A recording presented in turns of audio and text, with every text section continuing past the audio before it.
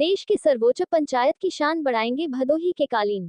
282 piece hand knotted carpet से सजेगी सर्वोच्च पंचायत, विज्ञान भवन और राष्ट्रपति भवन में चमक बिखेर चुका भदोही का कालीन अब देश की सर्वोच्च पंचायत यानी नवनिर्मित सेंट्रल विस्टा में चमक बिखेरेगा। 11x8 के 282 पीस हैंड नॉटेड कार्पेट से सजेगी सेंट्रल विस्टा कालीन नगरी भदोही की हस्तनिर्मित कालीनें अब सेंट्रल विस्टा की शोभा बढ़ाएंगी। अमेरिका सहित यूरोपीय देशों की पहली पसंद बनी हैंड नॉटेड कार्पेट अब लोकतंत्र के मंदिर नए संसद भवन में अपनी चमक बिखरेगी। 11x8 के 282 piece hand knotted carpet Central Vista भेजे गए हैं। यह नए संसद भवन के 5282 स्क्वायर यार्ड की एरिया को कवर करेगी। भदोही जनपद के गोपीगंज में स्थित एक कालीन कंपनी ने इसे तैयार किया है, जहां से राज्यसभा के 151 और लोकसभा के 131 पीस कार्पेट भेजे गए हैं। खास बात यह है कि संसद भवन में कालीनें गोल आकार में बिछाई जाएंगी। देश की एकता व अखंडता के प्रतीक नए संसद भवन सेंट्रल विस्टा का उद्घाटन प्रधानमंत्री नरेंद्र मोदी 28 मई को करेंगे। देश की सर्वोच्च पंचायत के नए भवन के शुभारंभ को लेकर तैयारियां भी तेज हो गई हैं। हस्तनिर्मित कालीन भदोही की पहचान है। हैंडमेड कार्पेट ऑफ भदोही के नाम से जानी जाने वाली इस कालीनों को जीआई टैग भी मिला हुआ है। इसमें प्रयुक्त होने वाले कच्चे माल से लेकर बुनाई तक की कारीगरी हाथों से होती है। यह कालीन हाथों से बने होने के कारण सामान्य कालीनों से काफी महंगे होते हैं।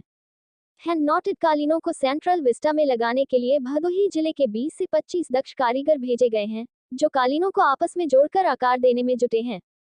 सतरंगी के साथ ही साथ मखमली कालीनों में काफी महंगे ऊन और सिल्क का भी प्रयोग किया गया है, जो काफी महंगे होते हैं। सेंट्रल विस्टा में कालीनों को बिछाने के लिए ऑर्डर दिए गए थे। ऑर्डर के मुताबिक उच्च क्वालिटी की हैंड नॉटेड कार्पेट भेजना उनके लिए काफी गर्व की बात है।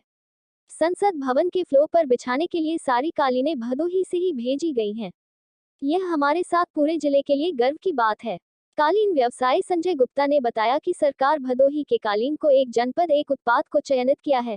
कालीन व्यवसाय को बढ़ाने के लिए सरकार काफी सहयोग कर रही है, लेकिन जनपद में बिजली और ग्रामीण क्षेत्र में सड़कों को और सही करने की जरूरत है।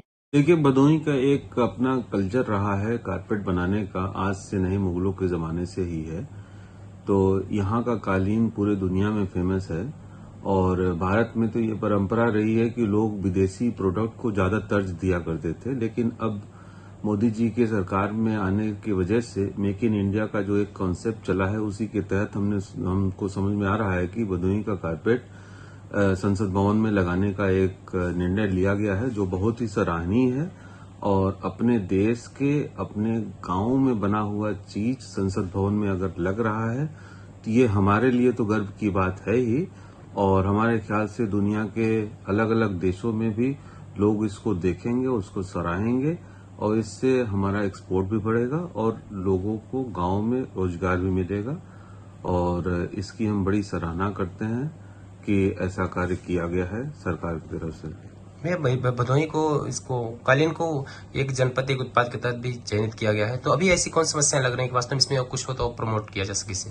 देखिए, फिलहाल तो समस्याएं तो हर इंडस्ट्री में हमेशा से ही रही हैं, लेकिन ओडीओपी जो एक जनपद एक प्रोडक्ट के लिहाज से जो सरकार जो सुविधाएं दी है वो काफी है। और अगर हमें इस क्षेत्र में बिजली और जो मूलभूत सुविधाएं हैं, रोड्स भी मेन रोड्स काफी बन गए हैं। इनर रोड्स जो भदोही के वो नहीं बने हैं, जिससे ग्राहकों को आने में काफी तकलीफ होती है। तो अगर सरकार इस दो बिंदुओं पे ध्यान दे तो हमको लगता है कि हमारा एक्सपोर्ट भदोही से और बढ़ेगा। एक तो बिजली है, दूसरा यहाँ के रोड्स हैं। में तो भदोही से लगभग पूरे दुनिया में होता है, और ये मान के चलिए कि हर चौथा कारपेट हैंडमेड कारपेट अगर किसी भी, चाहे ब्राजील हो, चाहे अमेरिका हो, चाहे यूरोप हो, अगर वहां पे कारपेट लगा है तो हर समझिए कि दूसरा कारपेट, सॉरी मैंने चौथा बोल दिया था, हर दूसरा कारपेट भदोही का होगा, भदोही या आगरा का होगा। तो उत्तर प्रदेश का एक कारपेट के क्षेत्र में, हैंडमेड कारपेट के क्षेत्र में खास करके काफी नाम किया है, और हमको लगता है आगे चल के सरकार की इन्हीं सुविधाओं की वजह से और भी हमको प्रगति करने का मौका मिलेगा।